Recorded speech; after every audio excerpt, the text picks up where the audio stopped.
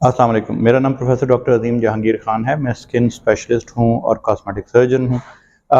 एक बहुत ही फ्रस्ट्रेटिंग चीज़ जो सामने आती है, जो पेशेंट बताते हैं, वो ये है कि दाने तो हुए, लेकिन दाने जब ख़त्म हुए तो उसके बहुत ज़्यादा गड़े पड़ गए, स्कार्स पड़ गए, जो पिगमेंटेशन भी हो सकती है और वो गड़े अंदर को गए होते हैं। तो क्या उसका इलाज सचमुच मौजूद है? चूँकि लोग इतना ज़्यादा इलाज करा के और इतने पैसे खर्च करने के बाद भी उसका इलाज नहीं कर पाते, तो उसकी वजह क्या है? वजह ये है कि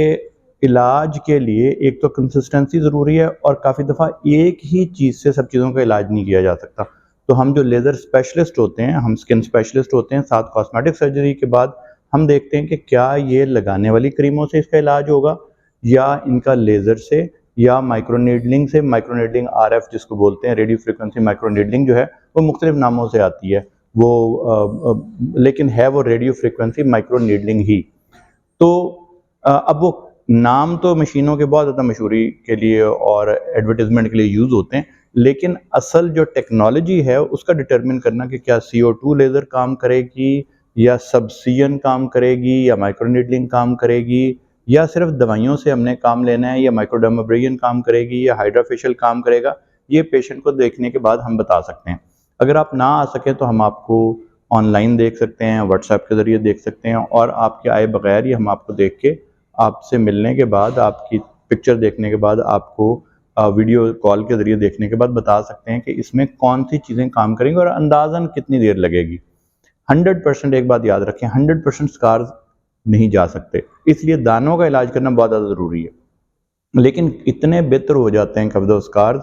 कि वो, लेकिन ये कॉम्बिनेशन ट्रीटमेंट है जो मैंने अभी ट्रीटमेंट्स बताई, इसके साथ-साथ हम फिलर्स कर सकते हैं, फैट के इंजेक्शन लगा, फैट ट्रांसफ़र जिसको बोलते हैं, फैट इंजेक्शन लगा सकते हैं,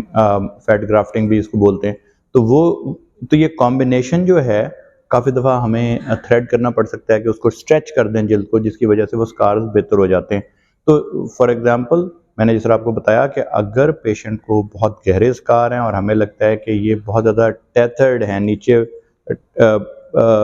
जमे हुए स्कार हैं, उनको उखेड़ना पड़ेगा, तो हम एक ख़ास किस्म की नीडल से जिल्द के नीचे जाके उसको डिटैच कर देते हैं, जिसको हम सब्सियन बोलते हैं। उसके बाद उसमें इंजेक्ट कर सकते हैं, कोई फिलर इंजेक्ट कर सकते हैं या लेज़र CO2 लेज़र रिसर्फेसिंग, या हम उसको RF माइक्रो नीडलिंग जो है उनसे हम कर सकते हैं। RF माइक्रो नीडलिंग के आजकल जो ज़्यादा मशहूर जो कंपनियां हैं, वो एक दूसरे को कहते हैं जी हम ज़्यादा बेहतर है, कि